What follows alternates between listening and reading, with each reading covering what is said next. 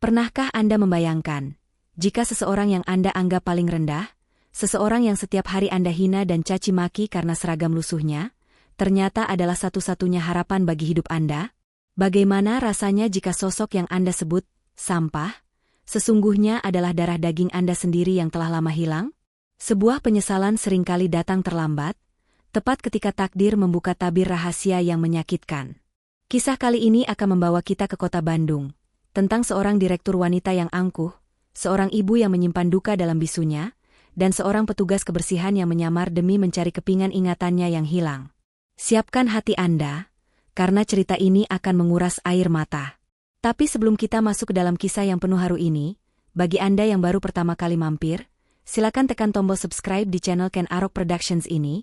Jangan lupa juga untuk menekan tombol like dan tinggalkan jejak di kolom komentar. Saya doakan dengan tulus, bagi Anda yang sudah subscribe dan setia menonton, semoga Allah melimpahkan rezeki yang deras seperti air mengalir, diberikan kesehatan yang paripurna, keberkahan dalam setiap langkah, dan kebahagiaan yang tak pernah putus untuk Anda dan keluarga. Amin, amin ya Rabbal Alamin. Coba tuliskan di kolom komentar, dari kota atau daerah mana Anda berasal? Mari kita sambung silaturahmi, dan insya Allah, doa-doa baik kita akan diijabah oleh Tuhan semesta alam di waktu yang paling tepat. Baiklah, mari kita mulai ceritanya. Pagi itu, langit kota Bandung tampak mendung, menggantungkan awan kelabu di atas jalan bersejarah, Asia Afrika. Hiruk-pikuk kendaraan mulai memadati jalanan, namun di depan sebuah gedung pencakar langit megah bertuliskan, Wijaya Corp, suasana terasa begitu kaku dan dingin. Gedung itu berdiri sombong, sama seperti pemimpin yang kini sedang melangkahkan kakinya turun dari mobil mewah berwarna hitam mengkilap. Dia adalah Karina. Wanita muda berusia 24 tahun yang memegang kendali penuh atas kekayaan dan bisnis properti raksasa keluarganya. Wajahnya cantik, sangat cantik, namun sorot matanya tajam setajam sembilu. Tidak ada senyum pagi itu, hanya ada gurat wajah tegang yang seolah sudah menjadi topeng abadinya. Karina bukan sekadar pemimpin, dia adalah ratu yang menuntut kesempurnaan mutlak. Baginya, kesalahan adalah dosa besar yang tak terampuni. Di lobi utama yang lantainya terbuat dari marmer impor itu, seorang pria muda dengan seragam biru muda yang sedikit kebesaran sedang sibuk dengan kain pelnya. Namanya Dimas. Ia memakai masker yang menutupi separuh wajahnya dan kacamata tebal yang membuat penampilannya terlihat lugu, bahkan cenderung menyedihkan di mata orang-orang elit di sana. Dimas bekerja dengan tekun, namun pikirannya melayang jauh. Ia bukan sekadar pemuda yang butuh uang. Ada sesuatu di gedung ini, sebuah tarikan magnetis yang aneh yang membuatnya rela merendahkan diri menjadi seorang pesuruh. Setiap kali ia melihat logo perusahaan Wijaya Corp, kepalanya berdenyut nyeri, seakan ada memori masa kecil yang memaksa ingin keluar namun terhalang kabut tebal di kepalanya. Suara langkah sepatu hak tinggi yang beradu dengan lantai marmer menggema keras. Tuk, tuk. Tuh, irama langkah itu membuat seluruh resepsionis dan satpam menunduk takut. Karina berjalan cepat sambil menelepon seseorang dengan nada tinggi, tidak memperhatikan jalan di depannya yang baru saja dipel oleh Dimas dan masih sedikit basah. Tanpa sengaja, ujung sepatu mahal Karina menginjak area licin itu. Tubuhnya sedikit terhuyung. Ia tidak sampai jatuh, namun cipratan air kotor dari kain pel yang ada di ember menyembur kecil, mengenai ujung celana bahan dan sepatu mahalnya yang seharga motor baru itu. Hening. Suasana lobi mendadak senyap seperti kuburan. Dimas yang menyadari hal itu langsung pucat pasi. Jantungnya berdegup kencang, bukan karena takut dipecat, melainkan karena ia tahu siapa yang berdiri di hadapannya. Ia buru-buru bersimpuh, mengambil kain lap kering dari saku celananya, dan hendak membersihkan sepatu sang atasan. Maafkan saya, Bu Direktur. Saya tidak sengaja, sungguh saya tidak melihat ibu lewat, ucap Dimas dengan suara bergetar, tangannya gemetar mendekati kaki Karina. Namun, belum sempat tangan kasar Dimas menyentuh sepatu itu, Karina mundur selangkah dengan tatapan jijik seolah ia baru saja melihat kotoran menjijikan. Jangan sentuh, bentak Karina. Suaranya melengking memenuhi lobi, membuat beberapa karyawan yang lewat sontak berhenti dan menahan napas. Kamu punya mata tidak? Atau kacamata tebalmu itu cuma hiasan? Hardik Karina lagi. Napasnya memburu, pelampiasan dari stres yang menumpuk di kepalanya tentang kondisi ibunya di rumah dan tekanan pekerjaan. Dimas menunduk dalam, menatap lantai marmer yang dingin. Rasa sakit di kepalanya kembali menyerang saat ia mendengar suara Karina yang tinggi. Ada rasa familiar dalam kemarahan itu, tapi ia tidak tahu apa. Saya benar-benar minta maaf, Bu. Saya akan bersihkan sekarang juga. Bersihkan? Dengan tangan kotormu itu? Karina tertawa sinis, tawa yang tidak ada lucunya sama sekali. Asal kamu tahu, harga sepatu saya ini lebih mahal dari gaji kamu setahun bekerja di sini. Kamu pikir dengan minta maaf, noda ini bisa hilang? Kamu itu cuma membuat pemandangan di kantor saya jadi kotor. Kata-kata itu tajam, menusuk langsung ke ulu hati. Dimas mengepalkan tangannya erat-erat di samping paha, menahan gejolak emosi. Bukan marah, tapi sedih. Kenapa ia harus menerima perlakuan seperti ini? Padahal jauh di lubuk hatinya, instingnya mengatakan bahwa ia berada di tempat yang benar, di dekat orang-orang yang seharusnya ia kenal. Namun kenyataan di depan mata sungguh pahit. Ia hanyalah bawahan rendahan yang tidak berharga di mata wanita berkuasa ini. Minggir kamu. Jangan halangi jalan saya. Dasar tidak berguna. Umpat Karina sambil sengaja menabrak bahu Dimas dengan kasar saat ia melangkah pergi menuju lift khusus direksi. Dimas terdorong ke belakang, hampir terjatuh. Ia membetulkan letak kacamatanya, menatap punggung Karina yang menjauh. Di balik masker lusuhnya, bibir Dimas bergerak pelan, membisikkan sebuah kalimat yang entah kenapa muncul begitu saja dari alam bawah sadarnya. Kenapa rasanya sakit sekali melihat kamu marah seperti itu? Dimas menarik napas panjang, mencoba menekan rasa sakit di kepala dan di hatinya. Ia kembali memeras kain pel, melanjutkan pekerjaannya di bawah tatapan iba sekaligus meremehkan dari karyawan lain. Ia harus bertahan. Ia harus tahu kenapa memori samar tentang seorang wanita yang menangis selalu menghantuinya setiap kali ia menginjakkan kaki di gedung ini. Meski harus diinjak-injak harga dirinya, Dimas tidak akan pergi sebelum menemukan jawabannya. Sementara itu, di sudut lain kota Bandung yang jauh dari hiruk-pikuk pekerjaan kantor, tepatnya di sebuah ruangan privat sebuah klub malam eksklusif di kawasan Ciumbuleuit, suasana terasa begitu mencekam. Udara di ruangan itu sesak, dipenuhi asap rokok dan aroma alkohol yang menyengat. Di sana duduk seorang pria dengan setelan jas rapi yang tampak gelisah. Pria itu adalah Arga, tunangan Karina sekaligus direktur keuangan di Wijaya Corp. Di hadapan publik, Arga dikenal sebagai sosok pria idaman. Tampan, mapan, dan berasal dari keluarga terpandang. Namun, tidak ada yang tahu bahwa di balik senyum manisnya yang sering ia pamerkan di depan kamera saat mendampingi Karina, Arga menyembunyikan bangkai busuk yang sangat besar. Ia adalah seorang pecandu judi online kelas kakap yang kini sedang berada di ujung tanduk. Di depannya, duduk seorang pria bertubuh kekar dengan tato naga yang menjalar hingga ke leher. Pria itu menatap Arga dengan sorot mata yang bisa membuat nyali siapapun menciut. Ia meletakkan sebuah tablet di atas meja kaca dengan kasar, menampilkan deretan angka merah yang sangat panjang. 10 miliar rupiah, Arga. Itu bukan jumlah yang sedikit, ucap pria bertato itu dengan suara berat yang menekan. Bos besar sudah mulai kehilangan kesabaran. Kamu janji minggu lalu akan melunasi separuhnya, tapi sampai detik ini, nol besar. Kamu pikir kami lembaga amal? Arga menelan ludah, keringat dingin sebesar biji jagung mulai mengalir di pelipisnya meski ruangan itu berpendingin udara maksimal. Tangannya gemetar saat meraih gelas di depannya, mencoba menyembunyikan ketakutannya. Sabar, Bang. Tolong sampaikan ke bos, beri aku waktu 3 hari lagi. Cuma 3 hari. Aku pasti bayar lunas semuanya, bahkan bunganya sekalian, bujuk Arga dengan suara memelas, jauh berbeda dengan gaya angkuhnya saat berada di kantor. Pria bertato itu tertawa meremehkan, lalu tiba-tiba mencengkeram kerah ke meja mahal Arga, menariknya hingga wajah mereka hanya berjarak beberapa senti. 3 hari? Kalau dalam 3 hari uang itu tidak ada di rekening kami, jangan harap kamu bisa melihat matahari terbit lagi. Dan satu lagi, kami akan kirimkan semua bukti penggelapan dana dan utang judimu ini ke tunanganmu yang cantik itu, si Karina. Biar hancur sekalian reputasimu. Mendengar nama Karina disebut, mata Arga membelalak. Bukan karena cinta, tapi karena Karina adalah tambang emasnya. Jika Karina tahu, tamatlah riwayatnya. Arga tidak akan punya akses lagi ke brankas perusahaan. Jangan libatkan Karina. Seru Arga panik saat cengkeraman itu dilepaskan. Ia merapikan kerahnya dengan napas memburu. Otaknya berputar cepat mencari jalan keluar. Ia harus mendapatkan uang 10 miliar dalam waktu 3 hari. Mustahil jika mengandalkan gajinya, dan ia tidak bisa lagi mengambil uang perusahaan karena audit sedang berjalan. Hanya ada satu cara. Aset pribadi keluarga Wijaya. Arga teringat sesuatu. Ada sebidang tanah luas dan villa mewah di kawasan Lembang yang sertifikatnya masih atas nama Bu Widya, ibu Karina yang lumpuh.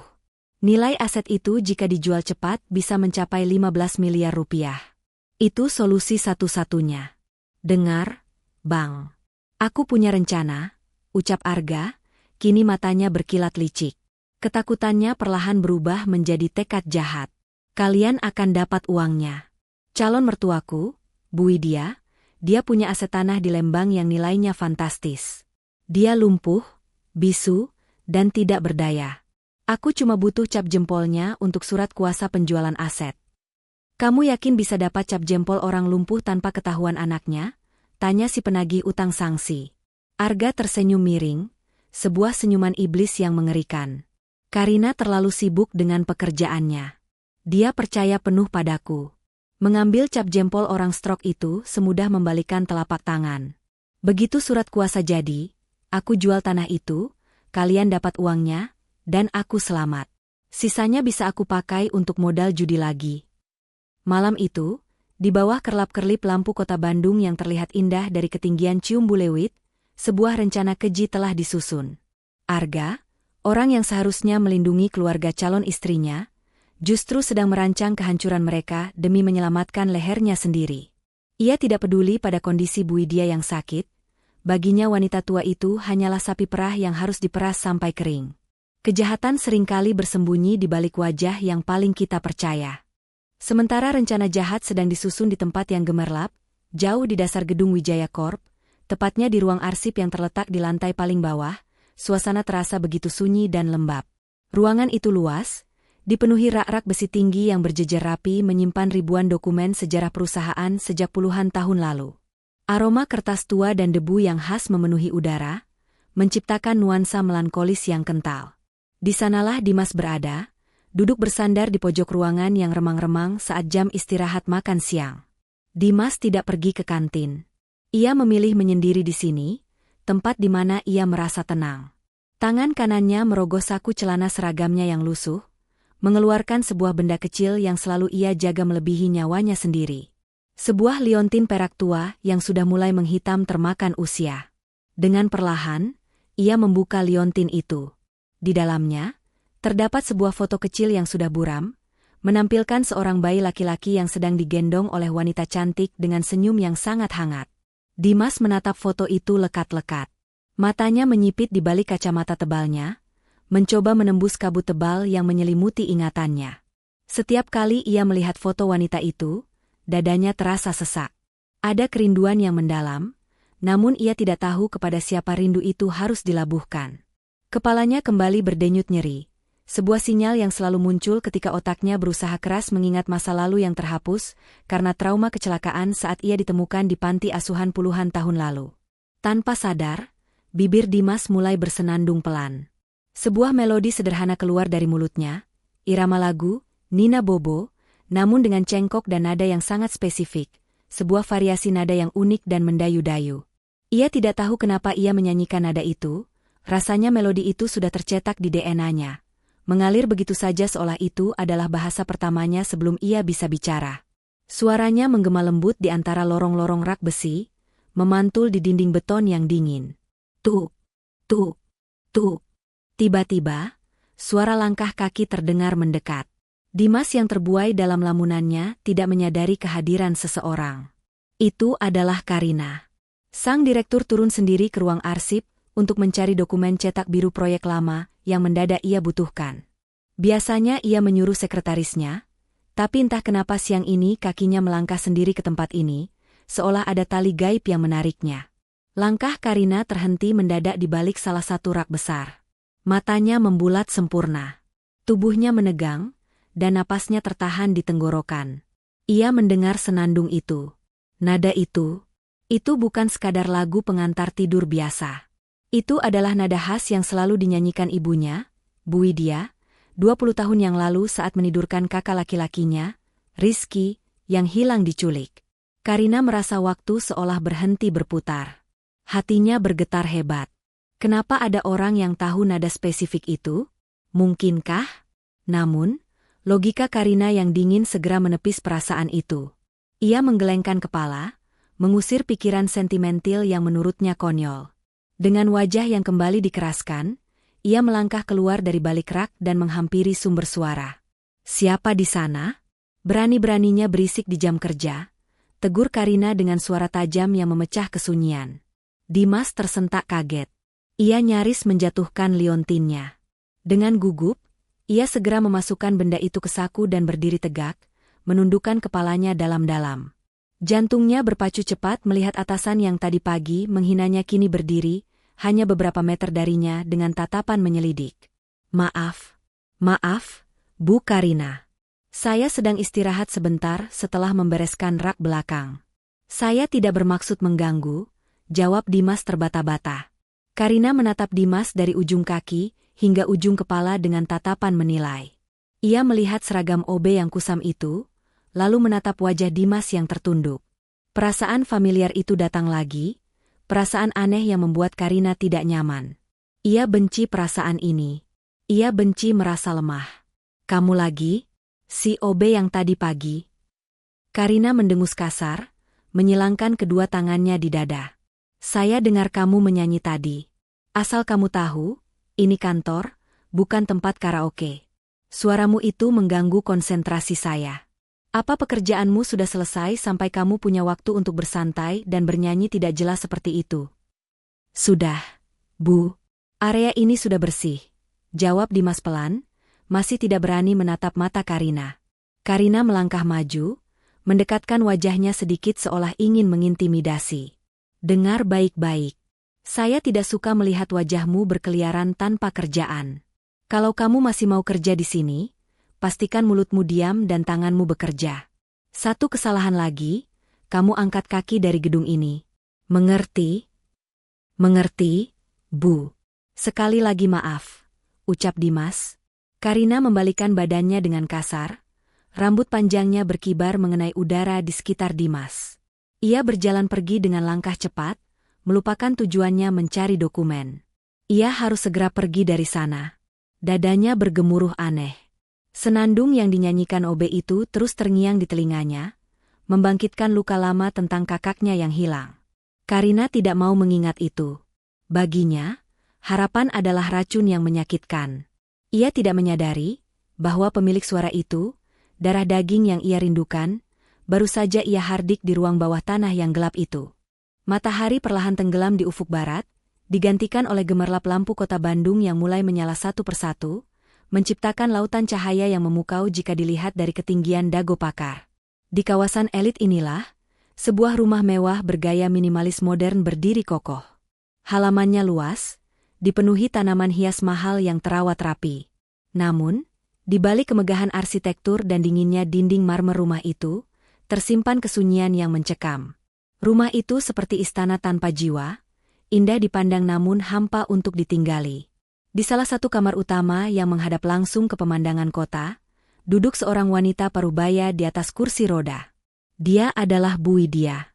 Tubuhnya kurus, wajahnya pucat namun sisa-sisa kecantikannya di masa muda masih terlihat jelas.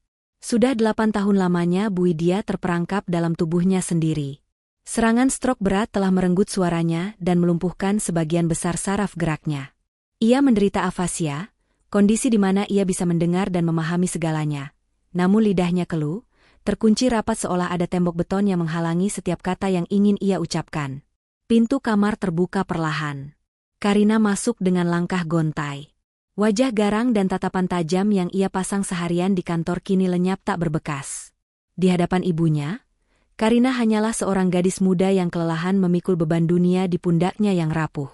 Ia melepaskan jas kerjanya, meletakkannya sembarangan di sofa, lalu bersimpuh di kaki ibunya, memeluk lutut wanita yang paling ia cintai itu. "Bu, Karina pulang," bisiknya lirih. Suaranya serak, menahan tangis yang sudah tertahan di pelupuk mata sejak kejadian di kantor tadi. Bu Widya perlahan menundukkan pandangannya. Tangan kirinya yang masih bisa sedikit digerakkan, bergetar hebat saat berusaha mengelus rambut putrinya. Sentuhan itu kaku dan lemah, namun bagi Karina, itu adalah satu-satunya sumber kekuatan yang tersisa. Hari ini berat sekali, Bu, curhat Karina sambil memejamkan mata, menikmati elusan tangan ibunya. Di kantor banyak masalah. Karyawan tidak becus, proyek tertunda, dan aku merasa sangat sendirian, Bu. Tidak ada yang tulus padaku. Semua orang mendekatiku karena uang, karena aku pewaris Wijaya Corp. Kadang aku ingin menyerah, tapi aku ingat ibu. Aku harus kuat demi pengobatan ibu. Karina mengangkat wajahnya, menatap manik mata ibunya yang basah. Ia menarik napas panjang sebelum melanjutkan kalimat yang paling berat. Arga, dia mendesak terus soal pernikahan. Bu. Dia bilang, kalau kami menikah, beban kerjaku akan berkurang karena dia bisa mengambil alih sebagian tanggung jawab perusahaan secara resmi. Dia janji akan membawamu berobat ke Singapura dengan spesialis terbaik setelah kami sah menjadi suami istri. Mendengar nama Arga disebut, reaksi Bu Widya berubah drastis. Tubuhnya menegang. Matanya yang tadi sayu kini membelalak lebar, memancarkan kepanikan yang luar biasa. Napasnya memburu, mengeluarkan suara erangan tertahan dari tenggorokannya. Egg. Bu Widya berusaha keras menggerakkan tangannya untuk menolak, untuk memberi kode bahwa Arga adalah bahaya. Ia tahu siapa Arga sebenarnya. Ia pernah melihat Arga memaki pelayan saat Karina tidak ada. Insting seorang ibu tidak pernah salah. Ia merasakan aura jahat dan ketidakjujuran dari pria itu. Arga bukan mencintai Karina, Arga hanya mencintai harta Wijaya Corp. Namun, Karina salah mengartikan kepanikan ibunya. Ia mengira ibunya kesakitan atau kejang lagi. Ibu? Ibu kenapa? Tenang, Bu. Jangan banyak bergerak, ucap Karina panik. Ia segera berdiri dan memijat lembut bahu ibunya. Maafkan Karina ya, Bu. Karina tahu ibu pasti cemas memikirkan pernikahanku. Tapi ibu jangan khawatir, Arga pria yang baik. Dia satu-satunya orang yang bertahan di sisiku selama ini. Aku percaya padanya. Air mata Bu Widya menetes semakin deras membasahi pipinya yang tirus. Hatinya menjerit, tidak, nak, jangan percaya dia. Dia ular berbisa. Dia akan menghancurkan kita. Tapi jeritan itu hanya bergema di dalam kepalanya, menabrak dinding kebisuan yang menyiksa. Ia merasa sangat tidak berguna. Ia ingin melindungi putri satu-satunya, namun tubuhnya sendiri mengkhianatinya. Karina menghapus air mata ibunya dengan tisu, lalu mengecup keningnya lembut. Sudah ya, Bu. Jangan menangis.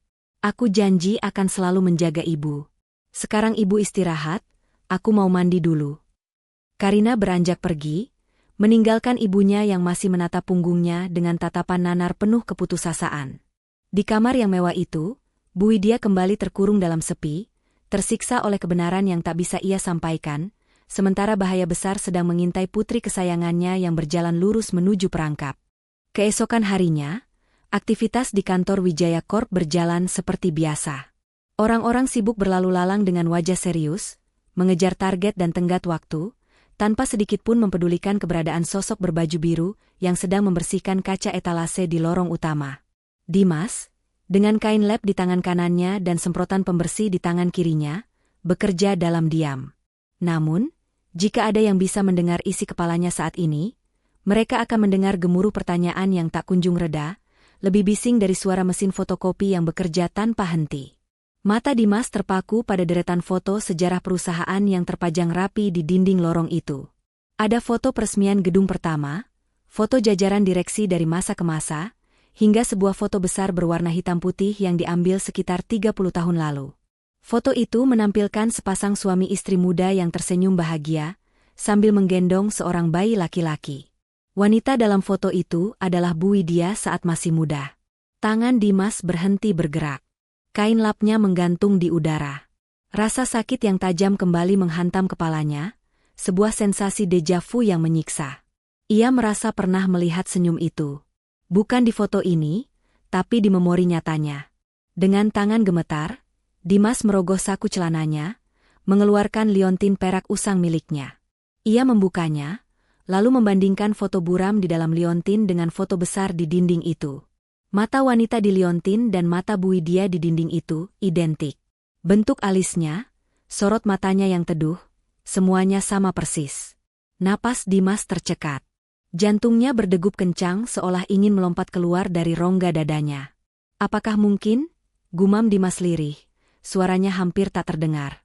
Apakah wanita lumpuh yang sering aku lihat di lobi itu, adalah dia? Ibuku?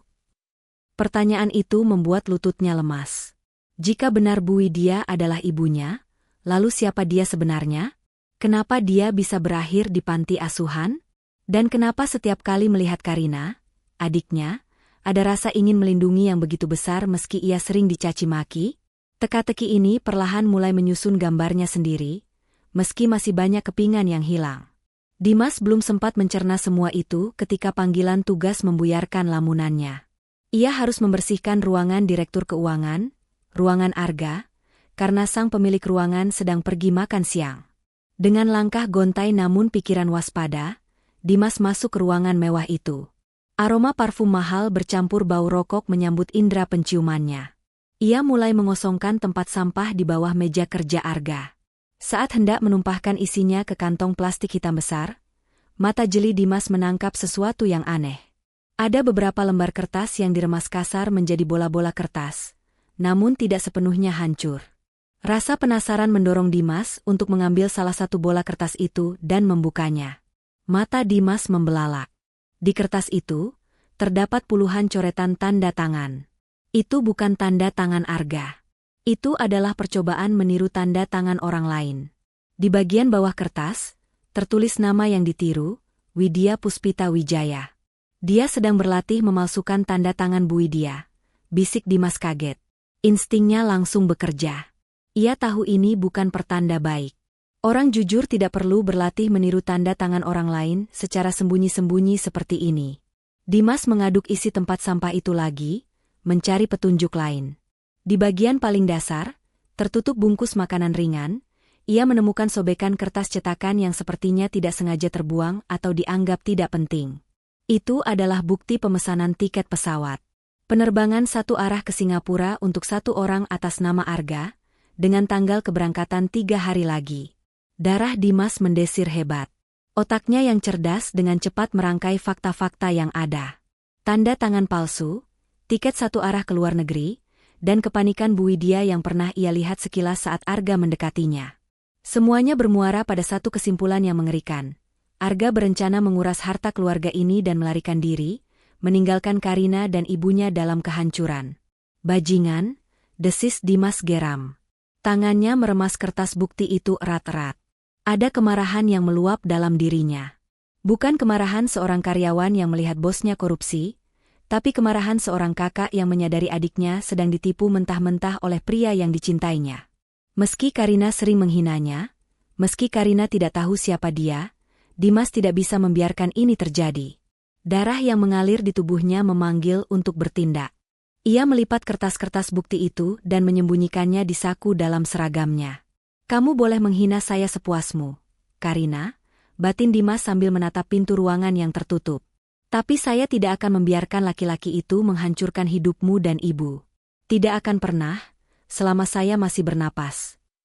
Hari itu, di ruang kerja yang dingin, seorang office boy yang dianggap sampah baru saja bertransformasi menjadi pelindung rahasia yang paling berbahaya bagi rencana jahat Arga. Permainan baru saja dimulai, dan Arga tidak menyadari bahwa musuh terbesarnya ada tepat di depan hidungnya, memegang kain pel dan sapu. Siang itu, atmosfer di ruang rapat eksekutif lantai 15 terasa jauh lebih panas daripada suhu udara di luar gedung, meskipun pendingin ruangan sudah diputar ke suhu terendah. Hari ini adalah hari penentuan. Wijaya Corp sedang mempertaruhkan reputasinya untuk memenangkan tender pembangunan Hotel Bintang 5 di kawasan wisata Lembang. Sebuah proyek prestisius bernilai ratusan miliar rupiah yang akan mengukuhkan posisi Karina sebagai pemimpin muda yang tak terkalahkan. Di tengah meja oval yang terbuat dari kayu jati solid itu, Karina duduk dengan wajah tegang. Di hadapannya, para direksi senior dan manajer divisi duduk dengan punggung tegak, menahan napas. Mereka semua menunggu satu hal, dokumen tender rahasia yang berisi rincian harga penawaran final perusahaan. Dokumen itu adalah kunci kemenangan, dan jika bocor ke pesaing, tamatlah riwayat mereka. "Arga, mana dokumennya?" tanya Karina sambil mengulurkan tangan. Suaranya datar namun penuh tekanan. "Rapat dengan klien akan dimulai 1 jam lagi. Kita perlu periksa ulang semua angkanya." Arga, yang duduk di sebelah kanan Karina, tampak meraba-raba tumpukan berkas di depannya dengan wajah bingung yang dibuat-buat. Ia membolak-balik map kuning, map biru, membuka laci meja, lalu menatap Karina dengan ekspresi panik yang sangat meyakinkan. "Sayang, maksudku, Bu Direktur. Tadi aku letakkan di sini. Tepat di atas meja ini 15 menit yang lalu sebelum aku ke toilet," ucap Arga dengan nada cemas. "Aku yakin sekali dokumen merah itu ada di sini." "Jangan bercanda, Arga." Karina menggebrak meja. Suara gebrakannya membuat semua orang tersentak. Itu bukan kertas gorengan yang bisa hilang begitu saja. Itu masa depan perusahaan. Cari yang benar. Kepanikan mulai melanda seisi ruangan. Semua orang sibuk mencari, memeriksa tas, kolong meja, hingga sela-sela kursi. Namun, dokumen itu raib bak ditelan bumi. Di tengah kekacauan itu, Arga tersenyum tipis. Sangat tipis hingga tidak ada yang menyadarinya. Ia teringat kejadian 1 jam lalu. Saat ia melihat Dimas, si OB yang menurutnya terlalu ingin tahu itu, sedang membersihkan koridor dekat ruang rapat. Arga merasa terancam. Tatapan Dimas padanya bukan tatapan seorang bawahan yang patuh, melainkan tatapan seorang pengamat yang curiga. Arga harus menyingkirkan mata-mata kecil itu sebelum rencananya menjual aset Bu Widya terbongkar. "Tunggu sebentar," sela Arga tiba-tiba, membuat semua orang menoleh padanya. Ia memasang wajah seolah sedang berpikir keras. "Tadi saat aku keluar sebentar, aku melihat ada OB yang masuk ke sini. OB baru yang pakai kacamata tebal itu. Siapa namanya?" "Dimas." Karina mengerutkan kening. "Dimas? Untuk apa dia masuk ke sini? Jadwal pembersihan ruangan ini baru nanti sore." "Nah, itu dia masalahnya." Kompor Arga semakin menjadi-jadi. Ia berdiri, berjalan mondar-mandir seperti detektif yang sedang menganalisis kasus. Gerak-geriknya mencurigakan sejak awal. "Aku lihat dia sering curi-curi pandang ke ruangan ini. Jangan-jangan dia disuruh oleh kompetitor kita? Pesaing kita dari Jakarta berani bayar mahal untuk dokumen itu, Karina. Bagi OB miskin seperti dia, uang 10 juta saja sudah seperti harta karun." Darah Karina mendidih mendengar analisis Arga. Masuk akal. Sangat masuk akal. Di dunia bisnis yang kejam ini, spionase industri adalah hal biasa, dan orang-orang kecil yang butuh uang seringkali menjadi alat yang paling mudah digunakan. Bayangan wajah Dimas yang polos namun menyebalkan kembali muncul di benaknya. "Panggil keamanan sekarang," perintah Karina dengan suara bergetar menahan amarah. "Geledah seluruh gedung. Cari OB bernama Dimas itu. Jangan biarkan dia lolos 1 langkah pun dari lobi." Arga mengangguk puas. Rencananya berjalan mulus. Padahal, beberapa menit sebelum rapat dimulai, saat ruangan kosong, Arga sendirilah yang menyelipkan map merah berisi dokumen rahasia itu ke dalam kantong sampah hitam di troli kebersihan yang terparkir di depan pintu, troli yang biasa dipakai Dimas. Arga tahu, Dimas akan segera membuang sampah itu ke tempat pembuangan akhir di belakang gedung tanpa memeriksanya lagi. "Maafkan aku, kawan kecil," batin Arga licik. "Kamu berada di waktu yang salah dan di tempat yang salah. Kamu harus jadi tumbal supaya aku bisa main bersih." Karina berdiri, wajahnya merah padam. "Kalau sampai dia benar mencurinya, aku pastikan dia akan membusuk di penjara. Tidak ada ampun bagi pengkhianat di perusahaanku." Tanpa Karina sadari, amarahnya sedang diarahkan pada sasaran yang salah. Ia sedang bersiap menghukum satu-satunya orang yang justru sedang berusaha menyelamatkannya dari kehancuran total. Jebakan telah pasang, dan sang kakak yang tak berdosa kini berada di ujung tanduk. Roda nasib kadang berputar terlalu cepat, melindas mereka yang berada di bawah tanpa ampun. Siang itu, lobi utama Wijaya Corp sedang berada di puncak keramaiannya. Karyawan berlalu lalang untuk mencari makan siang, kurir paket keluar masuk, dan tamu-tamu penting duduk menunggu di sofa empuk. Di tengah kesibukan itu, Dimas mendorong troli kebersihannya dengan tenang menuju pintu keluar samping. Ia baru saja menyelesaikan tugasnya di lantai atas dan berniat membuang kantong-kantong sampah hitam itu ke bak penampungan di belakang gedung. Di saku seragamnya, bukti kejahatan Arga terasa panas membakar kulitnya. Dimas berencana, setelah jam kerja usai, ia akan mencari cara untuk menemui Karina, atau mungkin langsung melaporkan temuan ini ke polisi. Namun, ia tidak menyadari bahwa dirinya sedang berjalan lurus menuju tiang gantungan yang telah disiapkan oleh Arga. Tiba-tiba, dua orang satpam berbadan tegap menghadang langkahnya dengan kasar. Salah satu dari mereka mencengkeram lengan Dimas kuat-kuat, hingga troli yang didorongnya terhenti mendadak. "Berhenti di situ. Jangan bergerak," bentak kepala keamanan. Suara bentakan itu seketika membunuh keriuhan di lobi.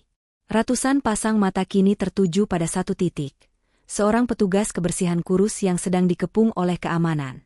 Dimas bingung, matanya membelalak di balik kacamata tebalnya. "Ada apa ini, Pak?" "Saya cuma mau buang sampah," tanya Dimas polos. Belum sempat satpam menjawab, suara langkah kaki tergesa-gesa terdengar dari arah lift VIP. Karina dan Arga muncul dengan wajah merah padam, diikuti oleh beberapa direksi lainnya. Arga, dengan gaya sok pahlawannya, langsung berlari menerobos kerumunan dan menyambar kantong sampah hitam yang ada di troli Dimas. "Jangan berlagak bodoh kamu," seru Arga sambil merobek kantong plastik itu dengan kasar.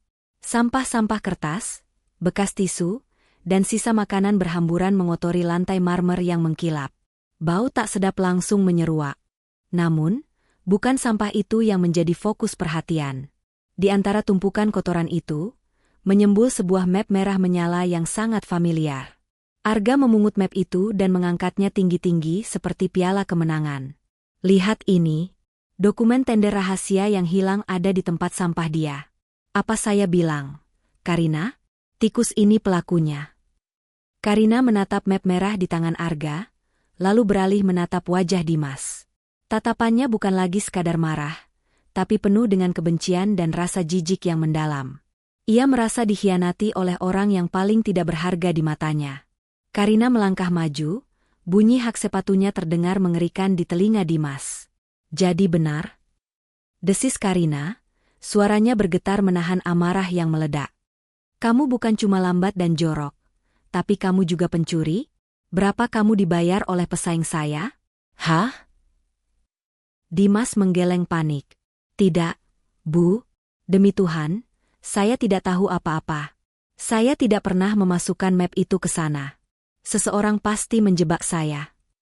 Dimas menatap Arga, mencoba mencari celah kebenaran, tapi Arga justru tersenyum licik di balik punggung Karina. "Alasan?" teriak Karina. Emosinya memuncak. Tanpa bisa dikendalikan, tangan halus Karina melayang dan mendarat keras di pipi kiri Dimas. Suara tamparan itu menggema di seluruh lobi, membuat semua orang menahan napas ngeri. Kacamata Dimas terpelanting jatuh ke lantai dan retak. Pipinya terasa panas dan perih, tapi rasa sakit di hatinya jauh lebih parah. Di depan ratusan orang, di depan adiknya sendiri, ia diperlakukan lebih rendah daripada binatang. "Kamu itu sampah," maki Karina dengan telunjuk gemetar menunjuk wajah Dimas. "Orang miskin sepertimu memang tidak tahu diuntung. Sudah dikasih pekerjaan, malah menggigit tangan yang memberimu makan. Mulai detik ini, kamu saya pecat. Dan jangan harap kamu bisa dapat kerja di Bandung lagi. Saya akan pastikan nama kamu masuk daftar hitam di semua perusahaan." Dimas membungkuk perlahan, memungut kacamatanya yang retak. Ia tidak membalas tamparan itu. Ia tidak memaki balik. Ia berdiri tegak, menatap mata Karina dengan sorot mata yang sulit diartikan. Ada kesedihan yang teramat sangat di sana, sorot mata seorang kakak yang melihat adiknya tersesat dalam keangkuhan. "Saya terima keputusan Ibu," ucap Dimas pelan namun tegas. Suaranya terdengar jernih di tengah keheningan lobi. "Tapi ingat kata-kata saya, Bu Karina.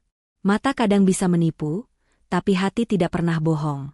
Suatu hari nanti, Ibu akan sadar siapa pencuri sebenarnya dan siapa yang tulus menjaga keluarga ini. Saya berdoa semoga saat itu tiba, penyesalan Ibu tidak terlambat." Dimas beralih menatap Arga sekilas, tatapan tajam yang membuat nyali Arga sedikit ciut, seolah berkata, "Aku tahu rahasiamu. Tanpa menunggu diusir lagi, Dimas membalikkan badan, meninggalkan seragamnya yang ia lepas di atas troli, dan berjalan keluar gedung dengan kemeja kaos dalam putihnya. Karina terdiam mematung. Dadanya naik turun. Entah mengapa, kalimat terakhir Dimas barusan menancap kuat di hatinya, meninggalkan rasa sesak yang aneh. Seharusnya ia puas telah menyingkirkan pengkhianat, tapi kenapa hatinya justru terasa kosong dan sakit? Di luar, langit Bandung mulai menggelap, seolah ikut berduka atas retaknya hubungan darah yang bahkan belum sempat tersambung itu. Hujan badai sebentar lagi akan turun, membawa petaka yang sesungguhnya. Malam itu, langit Bandung seolah ikut menangis menyaksikan ketidakadilan yang baru saja terjadi. Awan hitam pekat yang menggantung sejak sore akhirnya pecah, menumpahkan hujan badai yang sangat dahsyat. Kilat menyambar-nyambar membelah angkasa, diikuti suara guntur yang menggelegar, membuat nyali siapapun menciut. Jalanan kota yang biasanya macet kini mulai lengang, digantikan oleh genangan air yang meninggi dengan cepat. Karina memacu mobil sedan mewahnya membelah jalan Cipaganti yang terkenal dengan deretan pohon mahoninya yang tua dan besar. Wiper mobilnya bergerak panik ke kiri dan ke kanan, namun tetap kewalahan menyapu tirai air yang begitu tebal.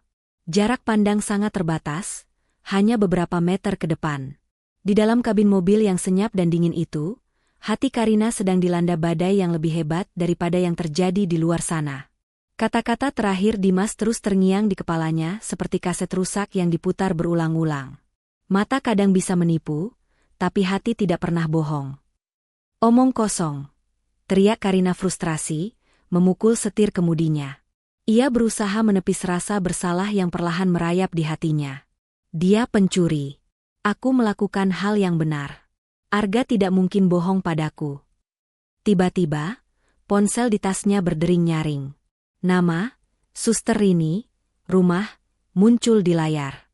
Perasaan tidak enak langsung menyergap Karina. Jantungnya berdegup kencang.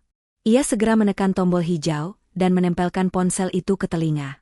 Halo, Sus? Ada apa? Kenapa menelepon malam-malam begini? Suara di seberang sana terdengar histeris, nyaris tertutup suara petir. Bu Karina. Tolong, Bu. Cepat pulang. Ibu Widya kejang-kejang hebat. Matanya terbalik, badannya kaku semua. Saya takut, Bu. Darah Karina seketika berhenti mengalir. Wajahnya pucat pasi. Apa? Bagaimana bisa? Bukannya tadi pagi ibu baik-baik saja? Panggil ambulans sekarang, Sus. Jangan diam saja. Ambulans tidak bisa masuk, Bu. Jalanan menuju Dago Pakar banyak pohon tumbang dan banjir. Ibu harus segera ke sini, obat anti kejangnya habis dan Ibu Widya muntah darah. Dunia Karina serasa runtuh. Ibunya adalah segalanya baginya. Tanpa pikir panjang, ia menginjak pedal gas dalam-dalam, mengabaikan bahaya jalanan licin. Mobilnya melesat menembus hujan. Namun, nasib buruk belum selesai mempermainkannya. Saat melewati sebuah genangan air yang cukup dalam di tikungan Cipaganti, mesin mobil mewahnya tiba-tiba tersentak keras. Gronjal, pet. Mesin mati total. Lampu dashboard berkedip-kedip sebelum akhirnya padam sepenuhnya. Karina mencoba menstarter ulang mobilnya berkali-kali dengan panik. Cekekek. Tidak ada respons. Mobil canggih seharga miliaran rupiah itu, kini tak lebih dari seonggok besi tua yang terjebak di tengah banjir. Sial, jerit Karina histeris. Ia memukul setir sekuat tenaga hingga tangannya sakit. Air matanya mulai tumpah, bercampur dengan keringat dingin. Ia mencoba menghubungi Arga, berharap tunangannya itu bisa menjemput. Namun, suara operator yang dingin menjawab panggilannya. Nomor yang Anda tuju sedang tidak aktif atau berada di luar jangkauan. Arga tidak bisa dihubungi. Di saat genting seperti ini, pria yang mengaku mencintainya itu menghilang entah kemana. Karina melirik indikator baterai ponselnya. 1%. Dan sedetik kemudian, layar ponsel itu gelap gulita. Mati. Karina terjebak sendirian di jalanan gelap, di tengah badai, sementara ibunya sedang bertaruh nyawa di rumah. Rasa takut, putus asa, dan penyesalan bercampur menjadi satu. Ia menangis sejadi-jadinya di balik kemudi, memanggil nama ibunya. Untuk pertama kalinya dalam hidupnya yang penuh kemewahan, Karina, sang CEO yang angkuh, merasa benar-benar kerdil dan tidak berdaya melawan takdir. Hujan semakin deras, seolah ingin menenggelamkan kota Bandung malam itu. Karina masih terisak di dalam mobilnya, memeluk lutut dengan tubuh menggigil kedinginan karena AC mobil yang tadi menyala kini mati, digantikan hawa dingin dari luar yang menembus kaca. Harapannya sudah pupus. Ia membayangkan hal terburuk menimpa ibunya tanpa ada dirinya di sisi sang ibu. Di tengah keputusasaan itu, samar-samar terdengar suara mesin motor yang kasar dan berisik mendekat dari arah belakang. Suara khas motor tua yang berjuang melawan banjir. Brap, brap, brap. Sebuah cahaya lampu motor yang redup menyorot mobil Karina. Pengendara motor itu memperlambat lajunya dan berhenti tepat di samping jendela pengemudi. Ia memakai jas hujan plastik transparan yang sudah robek di beberapa bagian. Pengendara itu mengetuk kaca jendela mobil Karina. Karina mengangkat wajahnya yang basah oleh air mata. Ia ragu, takut jika itu orang jahat. Namun, karena tidak ada pilihan lain, ia menurunkan kaca jendela sedikit. Mobilnya mogok. "Mbak?" tanya pengendara itu, suaranya teredam deru hujan. Karina mengangguk lemah, tidak mampu berkata-kata. Pengendara itu membuka helmnya. Di bawah sorot lampu jalan yang remang-remang, terlihatlah wajah basah kuyup dengan kacamata yang salah satu gagangnya sudah diperban isolasi karena patah. Itu Dimas. Mantan karyawannya yang tadi siang ia tampar dan ia pecat di depan umum. Karina terbelalak. Rasa malu yang luar biasa menghantamnya. Dari sekian juta manusia di Bandung, kenapa harus orang yang paling ia hinakan yang muncul di saat seperti ini? Harga dirinya sebagai atasan memberontak. Ia ingin menutup kaca kembali, tapi bayangan ibunya yang sedang kejang menghentikannya. "Kamu." Suara Karina tercekat. Dimas menatap Karina dengan tatapan datar, tidak ada dendam, tapi juga tidak ada senyum ramah. Ia melihat kepanikan di mata wanita itu. Instingnya mengatakan ada sesuatu yang tidak beres. "Bu Karina, kenapa berhenti di sini? Bahaya? Air makin tinggi," ucap Dimas, nadanya formal namun tegas. "Ibu saya." Karina terisak, pertahanannya runtuh seketika di depan orang yang ia benci. "Ibu saya kejang di rumah. Suster bilang kondisinya kritis. Mobil saya mati, handphone saya mati. Saya harus pulang, Dimas. Tolong." Mendengar kata "ibu" dan "kritis", raut wajah Dimas berubah tegang. Ada desiran aneh di dadanya. Tanpa banyak bicara, Dimas turun dari motor Astrea bututnya. Ia membuka jok motor, mengambil satu-satunya jas hujan cadangan yang ia punya, sebuah ponco lusuh berwarna hijau tentara, dan menyodorkannya pada Karina. "Pakai ini. Cepat naik ke motor saya. Mobil ibu tinggal saja di sini. Nanti biar saya urus dreknya," perintah Dimas, tidak lagi sebagai bawahan, tapi sebagai laki-laki yang mengambil kendali situasi. "Tapi motor kamu." Karina menatap motor tua itu dengan ragu. "Nyawa ibu Anda tidak bisa menunggu gengsi Anda, Bu," bentak Dimas keras, mengalahkan suara petir. "Mau naik atau saya tinggal?" Bentakan itu menyadarkan Karina. Ia menyambar jas hujan itu, keluar dari mobil mewahnya, dan naik ke jok belakang motor tua Dimas yang keras. "Pegangan yang erat. Jalanan licin dan saya akan ngebut," ucap Dimas sambil menyalakan mesin motornya yang menderu kasar. Motor pun melaju menembus badai. Di atas boncengan itu, Karina tidak punya pilihan selain memeluk pinggang Dimas erat-erat agar tidak jatuh. Tubuh Dimas basah dan dingin, tapi entah mengapa, saat Karina menyandarkan kepalanya di punggung pria itu, ia merasakan kehangatan yang menjalar ke seluruh tubuhnya. Punggung itu terasa kokoh dan melindungi. Aroma tubuh Dimas yang bercampur air hujan dan sabun murah terasa menenangkan. Seketika, sebuah memori masa kecil melintas di benak Karina. Dulu, ia sering dibonceng seperti ini oleh ayahnya sebelum ayahnya meninggal. Rasanya sama persis. Aman, nyaman, dilindungi. Tanpa sadar, Karina mengeratkan pelukannya, menangis di punggung Dimas yang basah. "Bertahanlah, Bu Widya, kami datang," batin Dimas sambil memacu motor tuanya membelah banjir, seolah sedang membawa muatan paling berharga di dunia, tanpa menyadari bahwa wanita yang memeluknya erat di belakang adalah adik kandungnya sendiri yang sedang ia selamatkan dari kehancuran. Takdir sedang bekerja dengan cara yang paling misterius malam itu. Sementara di luar sana badai mengamuk dengan keganasan yang seolah ingin merobohkan langit, di dalam kamar utama kediaman keluarga Wijaya, sebuah badai yang jauh lebih mengerikan sedang terjadi dalam kebisuan. Kamar itu luas dan mewah, dihiasi perabotan berukir emas dan tirai sutra yang mahal. Namun malam ini, kemewahan itu terasa seperti penjara yang dingin. Lampu kristal di langit-langit berkedip-kedip redup, imbas dari gardu listrik yang tersambar petir, menciptakan bayangan-bayangan panjang yang menari liar di dinding, seolah-olah malaikat maut sedang mengintai di setiap sudut ruangan. Di tengah ruangan yang remang itu, duduklah Bu Widya di kursi rodanya. Tubuhnya yang ringkih tampak semakin kecil, terpojok tak berdaya. Matanya yang biasanya teduh, kini membelalak lebar, dipenuhi genangan air mata ketakutan yang tak sanggup ia bendung. Jantungnya berpacu tidak beraturan, memukul-mukul rongga dadanya dengan rasa sakit yang menusuk. Ia ingin berteriak, ia ingin memanggil satpam, ia ingin lari, namun tubuhnya adalah sangkar besi baginya. Lidahnya keluh, kakinya mati rasa.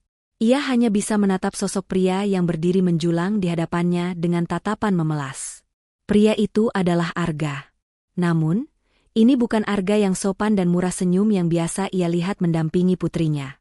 Ini adalah sosok asing yang mengerikan. Jas mahalnya sudah ia lepas dan dilempar sembarangan ke lantai. Lengan kemejanya digulung hingga siku, memperlihatkan urat-urat tangannya yang menegang karena emosi. Wajah tampannya terdistorsi oleh seringai keserakahan yang menjijikkan. Di tangan kanannya, ia menggenggam sebuah map merah yang berisi dokumen pemindahan hak milik tanah seluas 2 hektar di kawasan Lembang, aset paling berharga yang tersisa atas nama pribadi Bu Widya. Sementara di tangan kirinya, ia memegang sebuah bantalan tinta stempel berwarna merah darah. "Kenapa menangis, Bu Mertua?" bisik Arga. Suaranya rendah, halus, namun mengandung bisa yang mematikan. Ia melangkah pelan mengelilingi kursi roda Bu Widya, persis seperti seekor hiena yang sedang memutari mangsanya yang sekarat. "Jangan menatapku seperti itu. Seharusnya ibu berterima kasih padaku. Aku melakukan ini demi kebaikan kita bersama," lanjut Arga sambil terkekeh pelan, tawa yang terdengar hampa tanpa rasa bersalah. Ia berhenti tepat di depan wajah Bu Widya, lalu mencondongkan tubuhnya hingga hidung mereka hampir bersentuhan. Bau alkohol dan rokok menguar kuat dari napas Arga, membuat Bu Widya mual. "Anakmu, si Karina yang sombong itu, dia terlalu bodoh dalam berbisnis. Kalau aset ini tetap di tangannya, cepat atau lambat perusahaan akan bangkrut. Jadi, lebih baik aku yang mengamankannya, bukan? Uangnya bisa kugunakan untuk sedikit bersenang-senang dan menutup lubang-lubang kecil dalam hidupku," ucap Arga santai, seolah ia sedang membicarakan menu makan malam, bukan tentang merampok harta keluarga calon istrinya. Bu Widya menggeleng lemah. Sisa tenaga stroknya ia kumpulkan untuk menggerakkan lehernya, memberikan isyarat penolakan.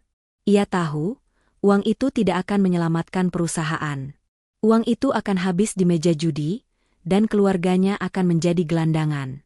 Melihat penolakan itu, kesabaran Arga yang setipis tisu akhirnya robek. "Dasar tua bangka tidak tahu diuntung," bentak Arga tiba-tiba. Suaranya meledak, menggelegar memenuhi kamar. Dengan kasar, Arga mencengkeram pergelangan tangan kanan Bu Widya. Cengkeraman itu begitu kuat hingga kuku-kuku Arga menancap ke kulit keriput wanita tua itu, meninggalkan bekas kemerahan.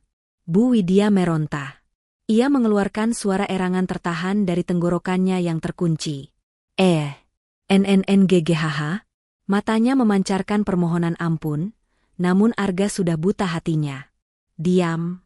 Jangan coba-coba melawan," hardik Arga. Ia menarik paksa tangan lumpuh itu mendekati bantalan tinta. "Tanda tangani ini sekarang. Cap jempolmu adalah kunci kebebasanku. Aku dikejar utang 10 miliar, dan aku tidak mau mati konyol dipotong-potong mafia gara-gara nenek lampir sepertimu pelit." Arga menekan jempol Bu Widya ke atas bantalan tinta merah dengan paksa. Bu Widya menangis dalam diam, air matanya membasahi tangan Arga. Ia merasa begitu hina, begitu tak berdaya. Di mana Karina? Di mana putrinya? Apakah benar putrinya kecelakaan seperti yang dikatakan Arga tadi? Rasa putus asa mulai menyelimuti hatinya, lebih gelap daripada malam di luar sana. "Ayo sedikit lagi," desis Arga dengan napas memburu. Matanya liar menatap lembaran kertas putih di depannya, membayangkan tumpukan uang yang akan segera ia dapatkan. Ia mengangkat jempol Bu Widya yang sudah berlumuran tinta merah, siap menempelkannya ke kolom tanda tangan. Bu Widya memejamkan matanya pasrah. Ia sudah tidak punya tenaga lagi untuk melawan tenaga laki-laki dewasa yang sedang kalap ini. Dalam hati, ia berdoa, memohon mukjizat, memohon perlindungan untuk anak-anaknya, meski ia harus mengorbankan harta terakhirnya. Detik-detik berlalu sangat lambat, seperti tetesan air dari keran yang bocor, menyiksa batin siapapun yang mendengarnya. Jempol itu semakin dekat, dan Arga tersenyum lebar menyambut kemenangannya yang kotor. Hanya tinggal 1 milimeter lagi. Ujung jempol Bu Widya yang berlumuran tinta merah itu nyaris mencium permukaan kertas yang akan merenggut segalanya. Arga menahan napas, matanya berbinar tamak menanti detik-detik kemenangan. Namun, takdir berkata lain. Tepat di pecahan detik yang menentukan itu, daun pintu kamar ganda yang tebal terhempas terbuka dengan hantaman yang sangat keras, seolah ditendang oleh raksasa yang sedang murka. Braa! Suara hantaman kayu beradu dengan dinding beton menggema ke seluruh ruangan, mengalahkan suara guntur di luar sana. Arga terlonjak kaget. Jantungnya seakan copot. Refleks tubuhnya membuatnya melepaskan cengkeraman tangan pada Bu Widya dan menjatuhkan map merah itu ke lantai. Di ambang pintu yang terbuka lebar, berdiri dua sosok yang basah kuyup, air hujan menetes deras dari pakaian mereka membasahi lantai marmer yang kering. Karina berdiri di depan dengan napas terengah-engah, dadanya naik turun menahan amarah yang meledak. Rambutnya yang biasa tertata rapi kini lepek dan berantakan, namun sorot matanya menyala lebih tajam dari kilat. Di belakangnya, berdiri Dimas. Sosok office boy yang tadinya terlihat lemah dan bungkuk, kini berdiri tegap dengan aura yang mengintimidasi, matanya waspada menyapu setiap sudut ruangan. Arga? Suara Karina tercekat, bergetar hebat antara rasa tidak percaya dan rasa sakit yang menghujam ulu hati. Pemandangan di hadapannya meruntuhkan dunianya dalam sekejap. Pria yang selama ini ia puja, pria yang ia kira sedang sibuk mengurus bisnis di kantor, kini tertangkap basah sedang menyiksa ibu kandungnya sendiri. Arga mundur beberapa langkah, wajahnya pucat pasi seperti melihat hantu. Lidahnya keluh. Karina? Sayang? Kamu selamat? Bukannya aku seharusnya mati konyol di jalanan banjir? Itu rencanamu. Hah? Teriak Karina histeris. Ia melangkah masuk, mengabaikan tubuhnya yang menggigil kedinginan. Setiap langkahnya penuh dengan kemarahan yang meluap. Jawab aku, Arga. Apa yang sedang kamu lakukan pada ibuku? Arga gelagapan. Otaknya buntu. Topeng, tunangan sempurna, yang ia pakai bertahun-tahun retak dan hancur berkeping-keping. Ia mencoba memaksakan seulas senyum kaku, berusaha memanipulasi keadaan seperti yang biasa ia lakukan. Dengar dulu, sayang. Kamu salah paham. Suster Rini bilang ibu kejang, jadi aku panik. Aku cuma mau bantu ibu tanda tangan surat persetujuan operasi darurat. Ya, operasi. Ini demi nyawa ibumu, dusta Arga dengan suara gemetar. Namun, sebelum Karina sempat termakan bualan itu, Dimas bergerak cepat. Tanpa bicara sepatah kata pun, ia melangkah melewati Karina, memungut map merah yang tergeletak di lantai dekat kaki kursi roda. Dengan gerakan tenang namun tegas, ia membuka map itu dan membacakan judulnya dengan lantang. Surat kuasa penjualan aset Tanah Lembang. Nilai estimasi, 15 miliar rupiah. Suara Dimas terdengar berat dan menusuk di tengah keheningan kamar. Ia menatap Arga dengan tatapan menghina. Sejak kapan operasi rumah sakit membutuhkan penjualan tanah? Pak Direktur? Ini bukan surat medis. Ini surat perampokan. Karina menyambar kertas itu dari tangan Dimas. Matanya menelusuri baris demi baris kalimat hukum di sana. Lututnya lemas seketika. Hatinya hancur lebur. Ternyata benar. Semua kecurigaan, semua peringatan yang pernah ia dengar namun ia abaikan, kini terbukti di depan mata. Ia telah jatuh cinta pada seorang monster. Kamu. Desis Karina, air matanya tumpah bercampur dengan air hujan di pipinya. Selama ini kamu hanya mengincar hartaku? Kamu membohongiku? Kamu tega menyakiti ibuku yang tidak berdaya demi uang? Merasa tersudut dan tidak ada lagi celah untuk berbohong, Arga membuang sisa-sisa kepura-puraannya. Wajah memelasnya berubah drastis menjadi wajah beringas yang mengerikan. Ia tertawa, tawa sumbang yang gila. Hahaha. Akhirnya sadar juga kamu, nona direktur yang naif. Teriak Arga, urat lehernya menonjol keluar. Ya, aku butuh uang itu. Aku punya utang 10 miliar pada mafia judi, dan kalau aku tidak bayar besok, kepalaku akan dipenggal. Jadi jangan sok suci, Karina. Kalau ibumu yang pelit ini mau tanda tangan sejak tadi, aku tidak perlu kasar begini. Situasi berubah menjadi mimpi buruk. Arga yang kalap tiba-tiba menarik sebuah pisau lipat dari saku celananya. Kilatan logam tajam terlihat mengerikan di bawah cahaya lampu yang remang. Dengan gerakan cepat, ia melompat ke belakang kursi roda Bu Widya, melingkarkan lengan kirinya ke leher wanita tua itu, sementara tangan kanannya menempelkan mata pisau tepat di kulit leher Bu Widya yang keriput. Mundur kalian semua, ancam Arga dengan mata merah yang liar. Jangan ada yang bergerak satu langkah pun. Atau aku gorok leher tua bangka ini sekarang juga. Karina menjerit tertahan, menutup mulutnya dengan kedua tangan. Bu Widya memejamkan mata, pasrah merasakan dinginnya besi tajam yang mengancam nyawanya. Suasana di kamar itu berubah menjadi neraka. Di saat genting itulah, Dimas melakukan sesuatu yang tak terduga. Ia tidak mundur, tidak juga panik. Dengan perlahan, ia melepaskan kacamata tebalnya yang sudah retak, meletakkannya di atas meja rias. Tanpa kacamata yang menyembunyikan wajah aslinya, dan tanpa sikap membungkuk seorang bawahan, aura Dimas berubah total. Ia menatap Arga dengan sorot mata yang dingin dan penuh perhitungan, sorot mata seorang kakak yang siap membunuh atau dibunuh demi melindungi darah dagingnya. Lepaskan dia, Arga, ucap Dimas dengan suara rendah yang menggetarkan. Urusanmu denganku.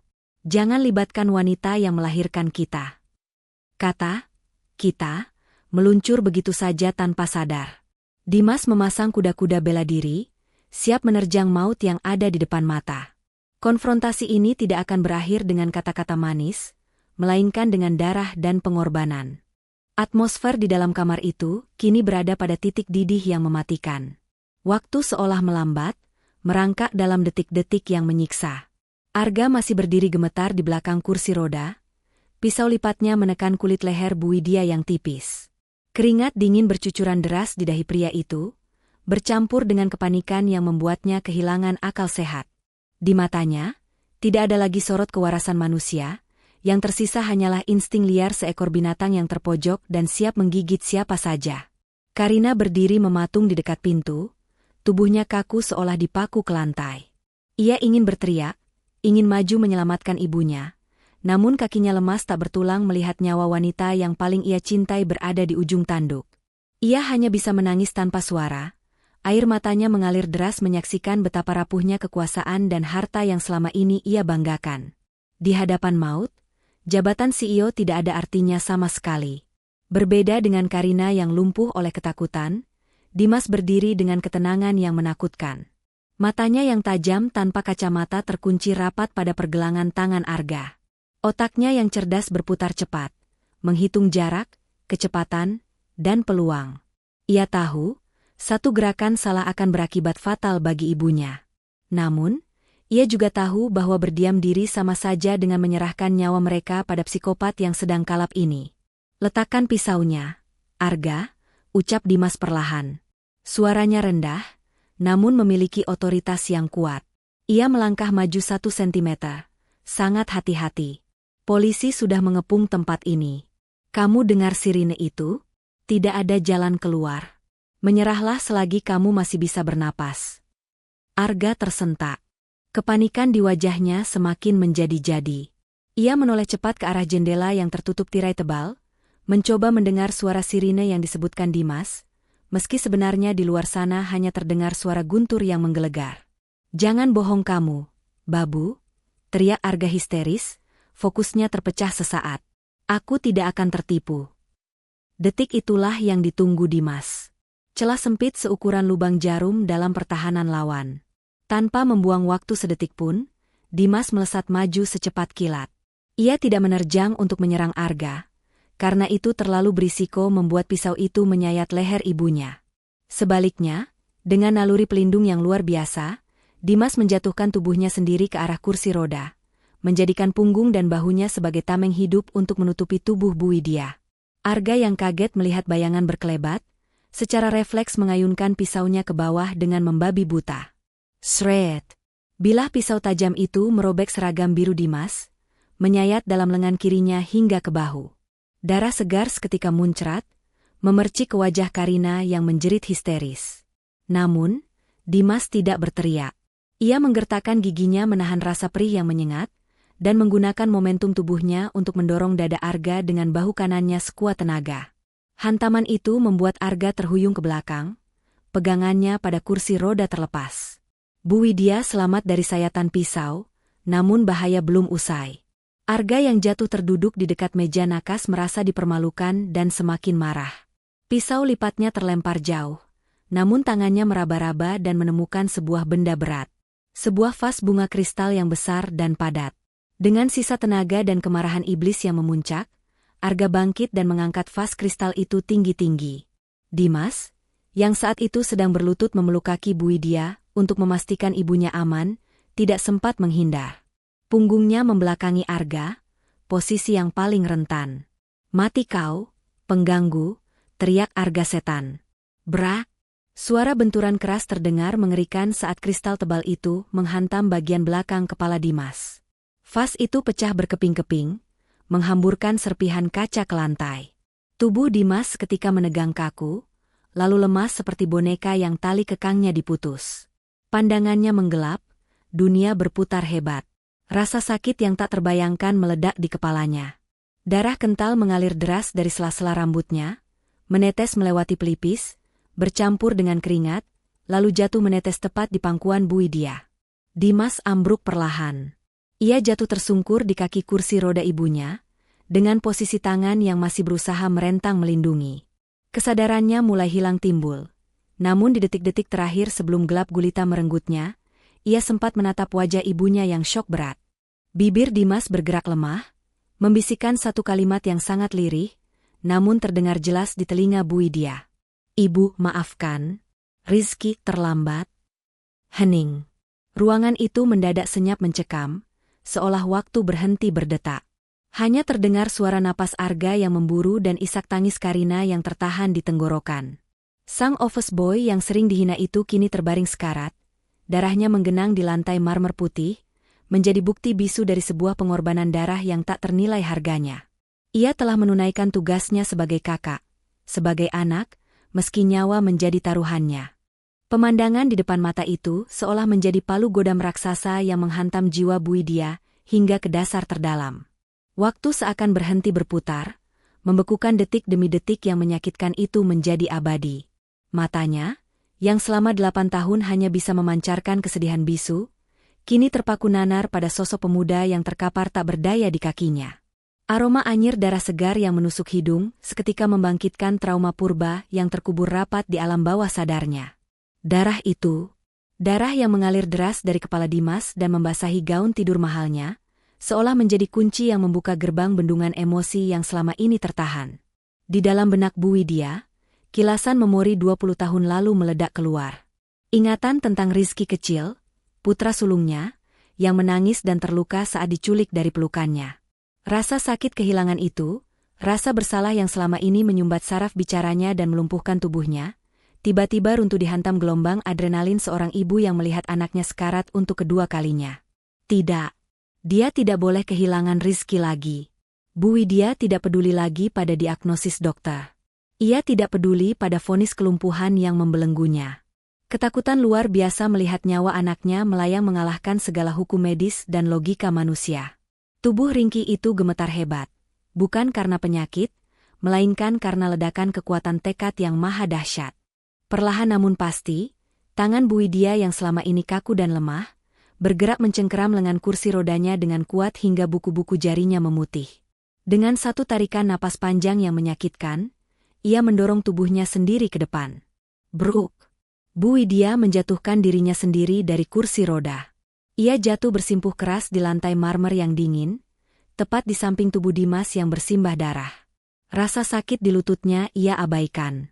Ia merangkak, meraih kepala Dimas yang berat, dan meletakkannya di pangkuannya. Tangan keriputnya yang gemetar panik berusaha menekan luka menganga di kepala putranya, mencoba menghentikan aliran darah yang seolah membawa pergi kehidupan dari tubuh pemuda itu. Arga, yang masih berdiri memegang sisa pecahan vas, mundur selangkah demi selangkah. Wajahnya yang beringas berubah menjadi pucat pasi, matanya terbelalak horor. Ia seperti melihat mayat hidup. Bagaimana mungkin wanita lumpuh itu bisa bergerak secepat itu? Tapi keajaiban belum berhenti di situ. Bu Widya mengangkat wajahnya, menatap Arga dengan sorot mata yang menyala-nyala. Itu bukan tatapan wanita tua yang lemah. Itu adalah tatapan seekor induk harimau yang anaknya disakiti. Mulutnya terbuka, rahangnya yang kaku memaksakan diri untuk bergerak melawan kekakuan otot yang telah memenjaranya selama sewindu. Tenggorokannya terasa perih luar biasa, seolah ada duri tajam yang ditarik paksa dari dalam sana. Ja-jaan. Suara itu keluar. Serak, parau, berat, dan terdengar seperti gesekan batu cadas. Namun itu adalah suara manusia. Suara seorang ibu. Karina yang masih terpaku syok di dekat pintu, menutup mulutnya tak percaya. Lututnya lemas seketika hingga ia jatuh terduduk. "Ibu?" desisnya lirih. Ia belum pernah mendengar suara ibunya selama 8 tahun terakhir. Bu Widya tidak mempedulikan rasa sakit di tenggorokannya. Ia mengumpulkan seluruh sisa nyawa dan napas yang dimilikinya untuk berteriak, sebuah teriakan yang lahir dari lubuk hati yang paling dalam. "Jangan, anakku." Teriakan itu pecah, menggema dahsyat memantul ke seluruh penjuru dinding kamar, seolah meruntuhkan atap rumah mewah itu. Teriakan itu lebih keras dari guntur, lebih tajam dari petir. Arga gemetar hebat hingga pecahan kaca di tangannya terjatuh kembali. Ia ketakutan setengah mati mendengar orang bisu tiba-tiba berteriak lantang mengutuknya. Setelah berteriak, Bu Widya kembali menunduk, memeluk kepala Dimas erat-erat, menciumi keningnya yang penuh darah berkali-kali sambil menangis meraung-raung. Dengan tangan kirinya yang berlumuran darah, ia menyibakkan kerah belakang kemeja seragam Dimas yang sudah robek. Di sana, di tengkuk leher pemuda itu, terlihat jelas sebuah tanda lahir berbentuk bulan sabit berwarna merah. Bu Widya menoleh pada Karina dengan wajah banjir air mata.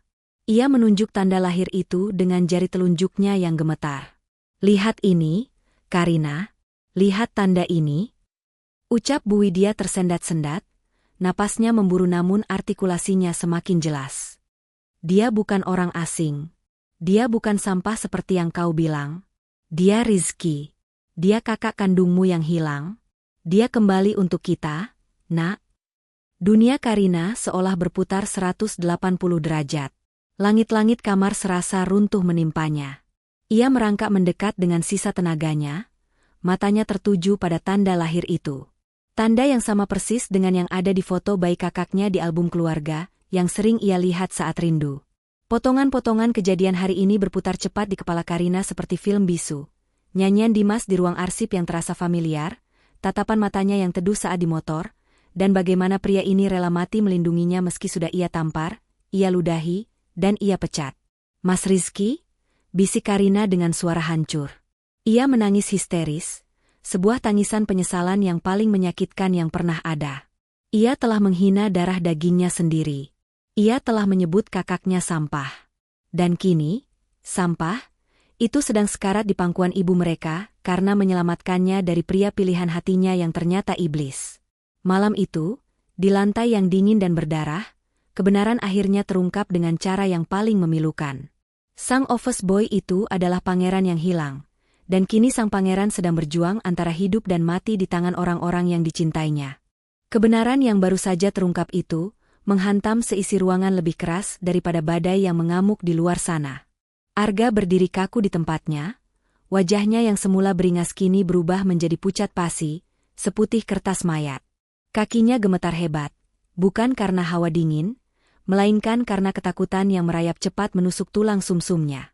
Rencana jahat yang ia susun dengan begitu rapi, skenario sempurna untuk menguasai harta keluarga Wijaya, hancur berantakan hanya dalam hitungan detik karena sebuah keajaiban yang tak masuk akal.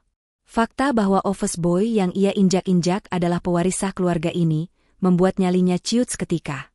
Tidak mungkin, ini pasti rekayasa. Arga menggelengkan kepalanya histeris, mundur teratur mendekati pintu yang terbuka lebar. Matanya liar mencari celah untuk kabur. Kalian semua gila. Aku tidak mau terlibat dalam drama keluarga murahan ini. Aku pergi. Namun, nasib baik sudah lama meninggalkan Arga malam itu. Baru saja ia membalikan badan hendak melarikan diri dari dosa-dosanya, langkahnya terhenti mendadak oleh suara derap sepatu bot yang berat dan tegas menaiki tangga. Dari balik pintu utama di lantai bawah, terdengar teriakan komando yang tegas. Belasan petugas kepolisian berseragam lengkap dengan senjata laras panjang menyerbu masuk ke dalam kamar, mengepung area tersebut dalam sekejap mata. Rupanya, sebelum nekat menerobos masuk ke kamar ini dan mengorbankan dirinya, Dimas sempat menghubungi pihak berwajib dan membagikan lokasi darurat, share location, dari ponselnya saat masih di perjalanan bersama Karina tadi. Jangan bergerak. Angkat tangan di atas kepala. Teriak komandan polisi dengan lantang, mengarahkan moncong senjatanya tepat ke dada Arga. Arga terpojok.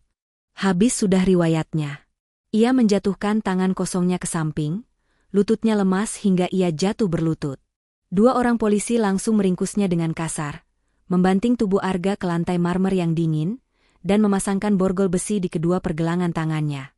Bunyi klik dari borgol itu menandai berakhirnya kebebasan sang pengkhianat. Karina menatap pemandangan itu dengan mata sembab yang bengkak. Rasa cinta buta yang selama ini menutupi matanya telah lenyap tak berbekas, digantikan oleh rasa jijik dan kebencian yang mendalam. Ia bangkit perlahan dengan kaki gemetar, berjalan mendekati Arga yang sedang diseret polisi untuk dibawa keluar. Karina, sayang, dengarkan aku dulu. Aku hilaf. Teriak Arga memelas, air mata buaya mulai keluar dari matanya. Ia berusaha memberontak dari pegangan polisi. Aku punya utang, Karina. Aku terpaksa. Tolong jangan biarkan mereka membawaku. Kita bisa bicarakan ini baik-baik. Karina berhenti tepat di depan wajah Arga. Ia menatap pria itu dingin, tatapan yang membuat darah Arga membeku. Bawa dia pergi, Pak, ucap Karina datar, suaranya terdengar mati rasa. Pastikan dia membusuk di penjara sampai dia lupa caranya melihat matahari. Dia mencoba membunuh ibu saya dan kakak kandung saya. Setelah Arga diseret keluar dari pandangannya, tim medis darurat yang datang bersama polisi segera mengambil alih situasi. Mereka mengerumuni tubuh Dimas yang masih terkulai tak sadarkan diri di pangkuan Bu Widya. Tolong selamatkan anak saya. Racau Bu Widya histeris saat petugas medis mulai memasang penyangga leher dan membalut kepala Dimas yang terus mengeluarkan darah. Saat petugas medis menggunting seragam biru Dimas yang basah dan robek untuk memeriksa luka sabetan pisau di bahunya, sebuah benda terjatuh dari saku bagian dalam seragam itu. Itu adalah ponsel milik Dimas yang layarnya sudah retak parah. Karina memungut ponsel itu dengan tangan gemetar. Layarnya masih menyala redup, menampilkan sebuah aplikasi perekam suara yang rupanya sudah diaktifkan Dimas sejak detik pertama ia mendobrak pintu kamar ini. Dimas telah merekam segalanya. Karina menekan tombol putar. Dari speaker ponsel yang pecah itu, terdengar jelas suara kejam Arga beberapa menit yang lalu. Cap sekarang atau aku suntik mati kamu di sini seolah-olah kamu serangan jantung. Tangis Karina pecah kembali, kali ini lebih menyakitkan. Ia mendekap ponsel itu di dadanya erat-erat. Kakaknya, Rizky, atau yang selama ini ia panggil Dimas dengan nada menghina, ternyata datang ke rumah ini bukan dengan tangan kosong. Ia datang membawa bukti, membawa nyali, dan membawa cinta yang tulus untuk melindunginya, meski Karina tidak pernah sekalipun bersikap baik padanya. Di tengah hiruk-pikuk sirene ambulans yang mulai meraung membelah malam Bandung, Karina bersumpah dalam hatinya. Jika Tuhan memberikan kesempatan kedua, ia akan menebus semua dosanya pada kakaknya. Ia akan mengembalikan posisi kakaknya ke tempat yang seharusnya, di puncak singgasana keluarga Wijaya, tempat di mana ia seharusnya berada. 1 bulan telah berlalu sejak malam badai yang penuh darah dan air mata itu. Waktu, seperti halnya sungai Cikapundung yang terus mengalir, perlahan membasuh luka-luka lama dan membawa harapan baru. Sore itu, langit di atas kawasan Punclut, Bandung Utara, tampak begitu mempesona. Matahari terbenam perlahan di ufuk barat, melukis cakrawala dengan semburat warna jingga, ungu, dan keemasan yang hangat. Angin pegunungan yang sejuk berhembus pelan, menggoyangkan pucuk-pucuk pohon pinus, membawa aroma kesegaran yang menenangkan jiwa. Di sebuah restoran privat bernuansa alam terbuka dengan pemandangan hamparan cekungan kota Bandung yang mulai berkelap-kelip, sebuah meja panjang dari kayu jati utuh telah disiapkan. Tidak ada lagi ketegangan, tidak ada lagi manipulasi, dan tidak ada lagi air mata kesedihan. Yang ada hanyalah aura kehangatan dari sebuah keluarga yang baru saja utuh kembali. Di ujung meja, duduklah Bu Widya.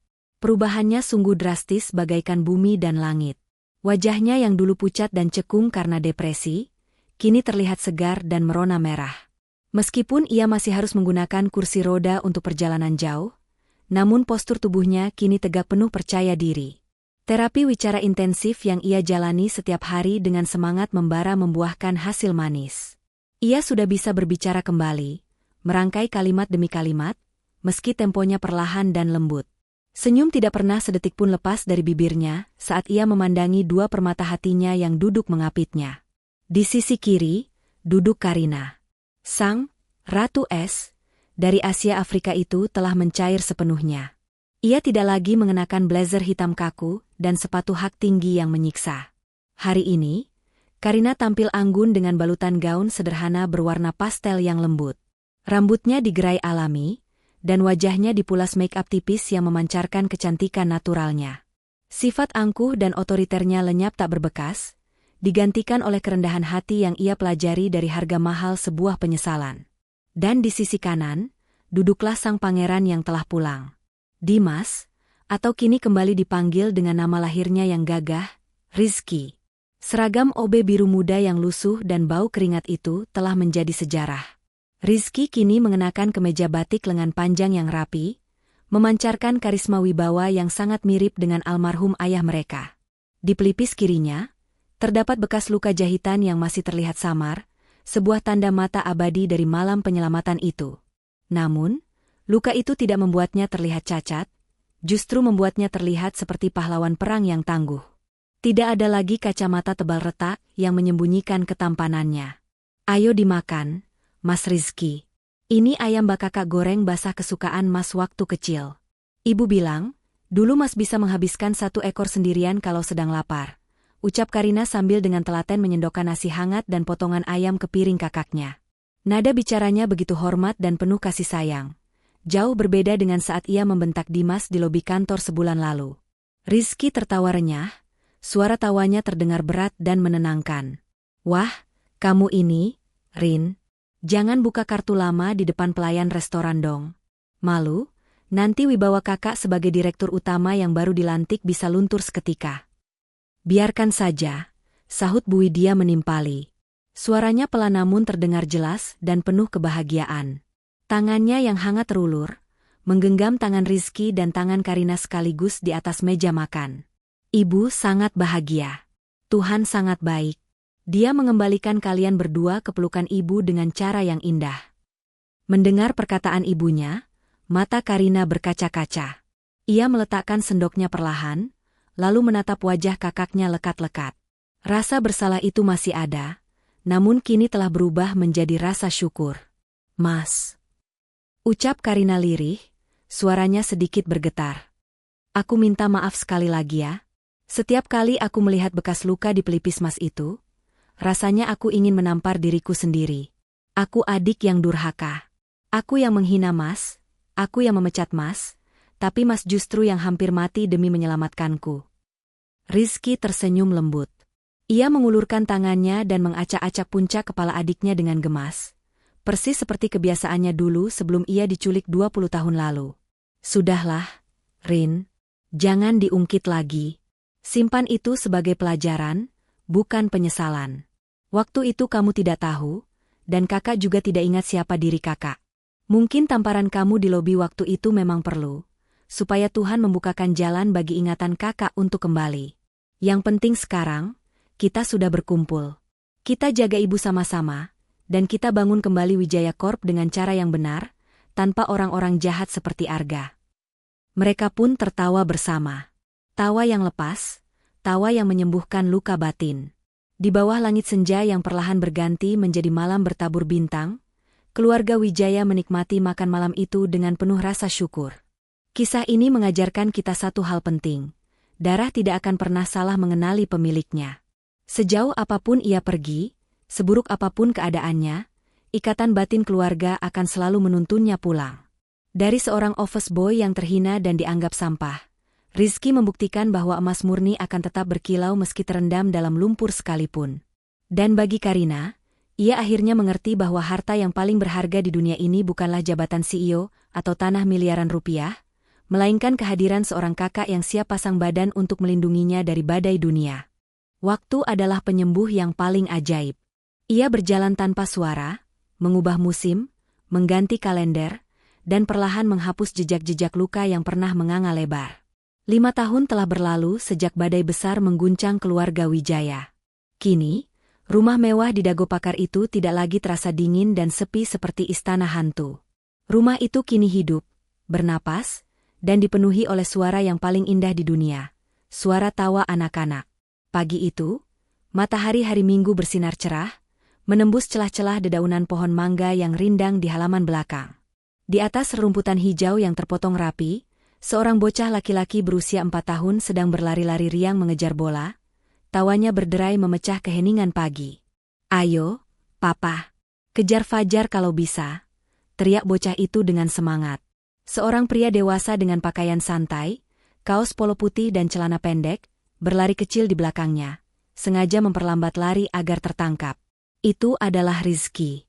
5 tahun menjabat sebagai CEO Wijaya Corp telah mengubahnya menjadi sosok yang matang dan disegani, namun di rumah ini, ia hanyalah seorang ayah yang hangat.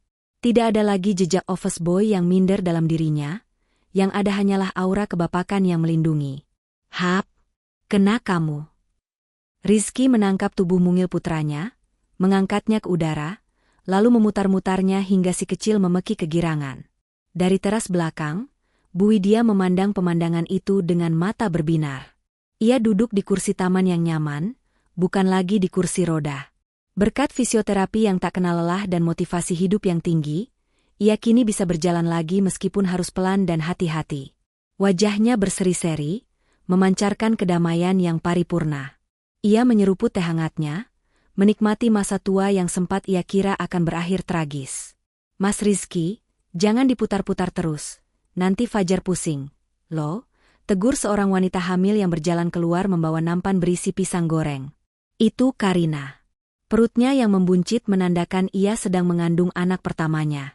Ia kini telah menikah dengan seorang dokter anak yang baik hati, pria sederhana yang mencintainya apa adanya, bukan karena hartanya seperti Arga dulu. Rizky menurunkan anaknya, lalu berjalan menghampiri adiknya sambil menyeka keringat. "Tenang saja, Bumil. Fajar itu kuat. Persis seperti ayahnya dulu waktu masih kecil. Ya kan, Bu?" Bu Widya terkekeh pelan. "Iya, kamu dulu paling bandel. Suka manjat pohon jambu tetangga sampai jatuh." Mereka bertiga duduk melingkar di meja taman, menikmati sarapan ringan. Suasana begitu cair dan hangat. Tidak ada lagi sekat jabatan, tidak ada lagi ketegangan harta. "Ngomong-ngomong, Mas," ucap Karina sambil mengelus perutnya. "Kemarin aku dengar kabar dari teman pengacara. Arga, dia mengajukan pembebasan bersyarat karena sakit keras di penjara." Mendengar nama itu, senyum Rizky sedikit memudar, namun tidak ada kemarahan di wajahnya. Hanya ada ketenangan. "Biarkan saja hukum berjalan, Rin. Kita sudah memaafkan, tapi bukan berarti melupakan keadilan. Yang penting dia tidak akan pernah bisa menyentuh keluarga kita lagi. Tuhan sudah mengatur segalanya dengan adil. Dia mendapatkan sel penjara yang dingin, dan kita mendapatkan kehangatan ini." Karina mengangguk setuju.